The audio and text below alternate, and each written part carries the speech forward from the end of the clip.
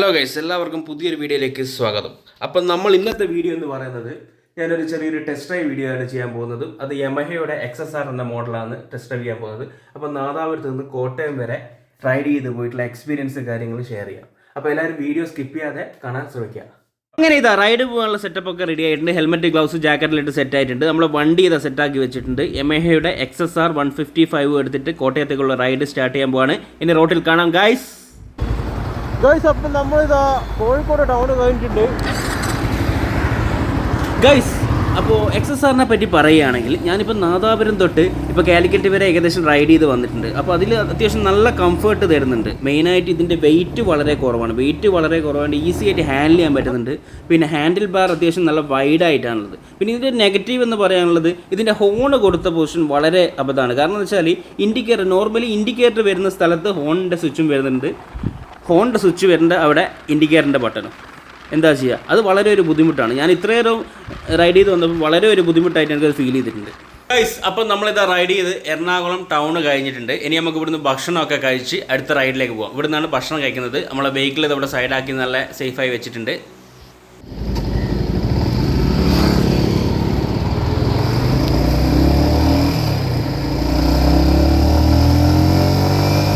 XSRൻ്റെ പവറിനെ പറ്റി പറയുകയാണെങ്കിൽ ശരിക്കും പറഞ്ഞാൽ ഒരു 5000 എബോ RPM കയറുമ്പോൾ മാത്രമേ അത്യാവശ്യം പവർ പ്രൊഡ്യൂസ് ചെയ്യുന്നുള്ളൂ. നോർമൽ കണ്ടീഷനിൽ പവർ ഫീൽ ചെയ്യുന്നില്ല.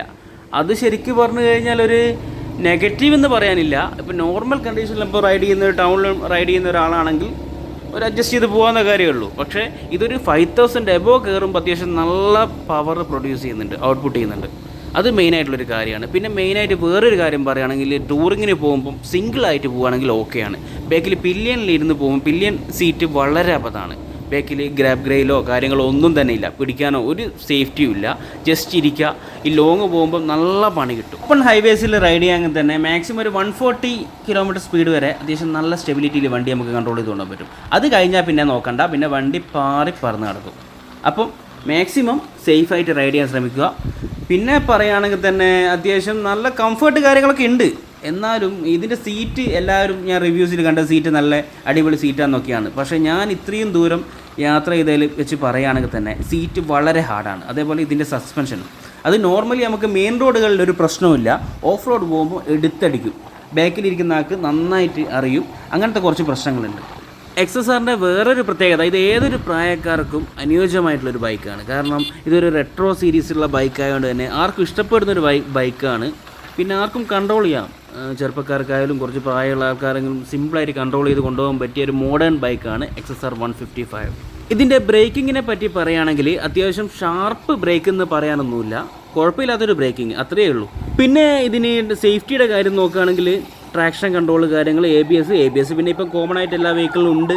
എന്നാലും കുഴപ്പമില്ല ഗൈസ്. അപ്പോൾ നമ്മളിതാ എറണാകുളം കഴിഞ്ഞു കോട്ടയത്തേക്ക് പോകുന്ന വഴിക്ക് നോക്കുമ്പോൾ നല്ല അടിപൊളി ഒരു വ്യൂ ഉള്ള സ്ഥലം. അപ്പോൾ അതാണിത്.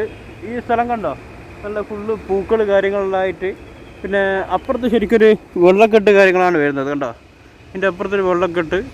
ഇവിടെ അത്യാവശ്യം നല്ലൊരു വ്യൂ ഉള്ള ഏരിയ. അപ്പോൾ കണ്ടപ്പോൾ ഇങ്ങോട്ടേക്ക് ഇറങ്ങിയിട്ടൊന്ന് സൈഡാക്കിയിട്ട് കുറച്ച് ഫോട്ടോസ് എടുക്കാമെന്ന് വിചാരിച്ചു. എങ്ങനെയുണ്ട് ഗൈസ്? ലുക്കിൻ്റെ കാര്യത്തിൽ ഒന്നും പറയാനില്ല. ആ ടെയിൽ ലാമ്പ് തൊട്ട് സീറ്റിങ്, അതുപോലെ തന്നെ ഫ്യൂൽ ടാങ്ക് എല്ലാം സൂപ്പറാണ്. പിന്നെ XSRൻ്റെ ഒരു ബാഡ്ജിങ് കാണാം.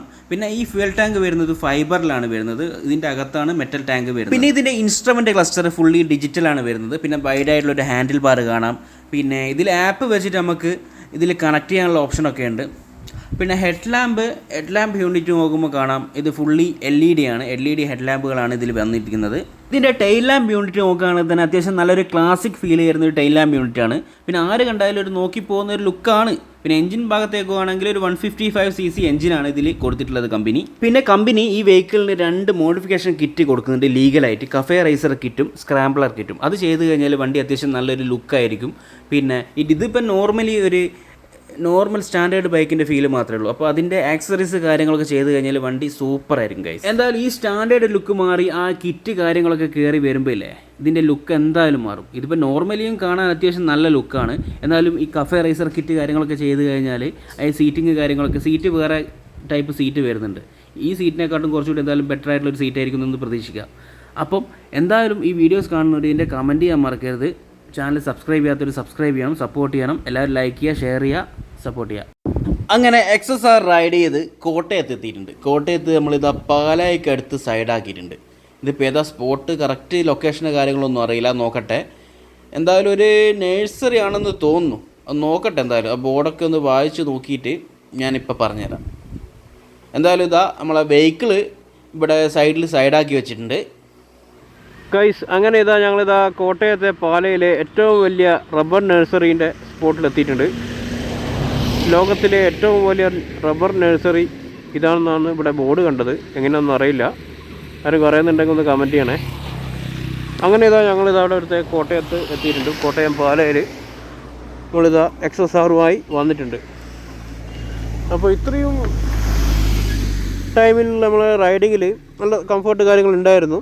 പിന്നെ സീറ്റിൻ്റെ കാര്യത്തിൽ സീറ്റ് കുറച്ചൊരു ഹാർഡ് ഫീൽ ചെയ്യുന്നുണ്ട്. അതേപോലെ സസ്പെൻഷൻ അത്യാവശ്യം നല്ല ഹാർഡാണ്. പിന്നെ ഓവറോൾ നോക്കുകയാണെങ്കിൽ ഇപ്പോൾ അറൗണ്ട് ഒരു 350 എബോ നമ്മളിപ്പോൾ റൈഡ് ചെയ്ത് വന്നിട്ടുണ്ട്. എന്നാലും നല്ലൊരു കംഫർട്ട് കാര്യങ്ങളൊക്കെ കിട്ടുന്നുണ്ട്. പിന്നെ ഹാൻഡിൽ ബാർ അത്യാവശ്യം നല്ല വൈഡാണ്, അതൊന്നും കുഴപ്പമില്ല, സംഭവം അടിപൊളിയാണ്.